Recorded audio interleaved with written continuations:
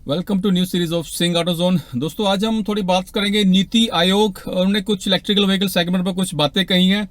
उन पॉइंट्स को बिल्कुल आपके साथ शेयर करूंगा। इसके अलावा इस वीडियो को दो पार्ट्स में बांटा है। एक में नीति आयोग की बात करेंगे, जिसके बात जिन्होंने कही इलेक्ट्रिकल व्हीकल सेगमेंट के ऊपर। दूसरा फेम 2 के ऊपर जो अब तक जो भी पॉइंट्स निकल कर है उस पर एक रिव्यू करेंगे दोबारा।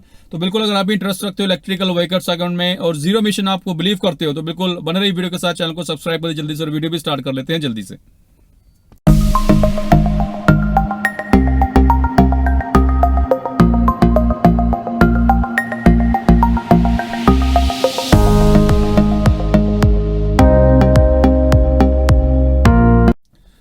पहले हम बात करते हैं दोस्तों नीति आयोग की जो पॉइंट्स इलेक्ट्रिकल व्हीकल सेगमेंट के बारे में कहे हैं। उनका कहना है कि नीति आयोग का कहना है कि जो फेम 2 जिसके अंदर तकरीबन 10,000 करोड़ रुपए रखा गया है इस आने वाले 3 साल के लिए।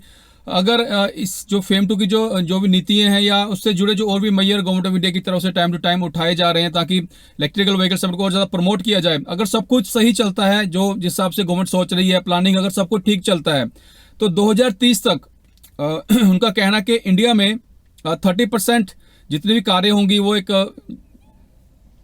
प्राइवेट कार्स जो 4 व्हीलर है पर्सनल यूज के यूज करते हैं, 30% उनकी संख्या होगी।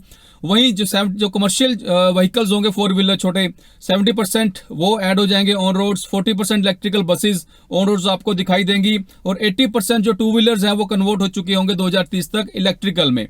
तो बिल्कुल इसमें कोई शक नहीं दोस्तों, जिस हिसाब से गवर्नमेंट ऑफ इंडिया इस पर खर्चा कर रही है या नई नई टेक्नोलॉजी R&D चल रही है और कंपनीज नए नए सेटअप ला रही है, नए प्रोडक्ट ला रही है, काफी नए डिफरेंट नए प्रोडक्ट्स पे काम चल रहा था। कोई शक नहीं है कि ये सब मुमकिन हो पाएगा, इसमें मुझे तो कोई शक नहीं है। मैं काफी पॉजिटिव होकर इन चीजों को देखता हूँ, स्पेशली इलेक्ट्रिकल व्हीकल सेगमेंट जो कि एक जीरो मिशन का बहुत बड़ा पार्ट है, एक इंपॉर्टेंट पार्ट है।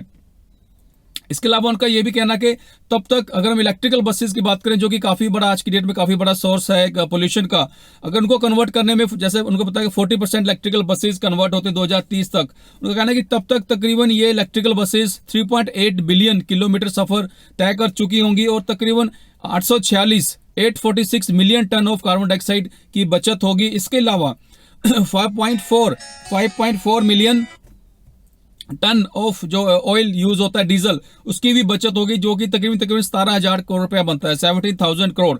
दोस्तों छोटा अमाउंट नहीं है। गवर्नमेंट ऑफ इंडिया खुद भी चाहती है कि वो जो क्रूड ऑयल जो कच्चा तेल है उसके पे जो डिपेंडेंस है इंडिया की इकोनॉमी की, उसको कम किया जाए। बिल्कुल ये काफी हेल्प करेगा इलेक्ट्रिकल व्हीकल सेगमेंट।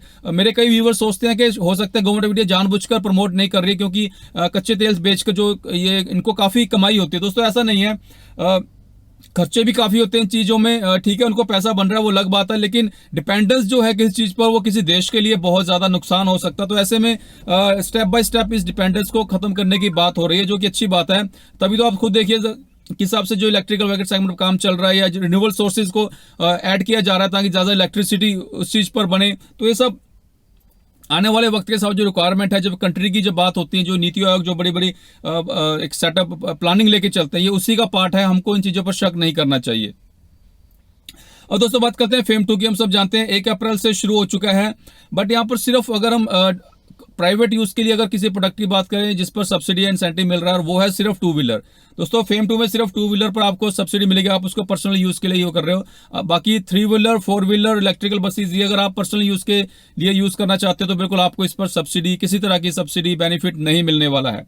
और बल्कि इसके लिए क्राइटेरिया रखा गया कि आप अगर आप कुछ गाइडलाइंस दी गई है इन एजेंसी वालों को कि जब तक आप उनके सामने जो इनका परमिट होता है, जो कमर्शियल परमिट होता है, जब तक आप उसको शो नहीं करोगे आपको किसी भी तरह की सब्सिडी के लिए आप एलिजिबल नहीं होगे। और उसके अलावा ये भी कंफर्म कर दिया कि एक सिंगल पर्सन एक सिंगल प्रोडक्ट पर एक बार ही सब्सिडी ले सकता है। मींस अगर मैं एक बार अगर मैं 2 व्हीलर लेने जा रहा हूं तो अगर मेरी रिक्वायरमेंट 2 की है तो मुझे सिर्फ एक 2 व्हीलर पर या एक 3 व्हीलर पर ही सब्सिडी मिलेगी, दूसरे पर मुझे सब्सिडी कैपिंग की गई, एक आदमी एक बार में एक प्रोडक्ट पर सब्सिडी मिल सकती है।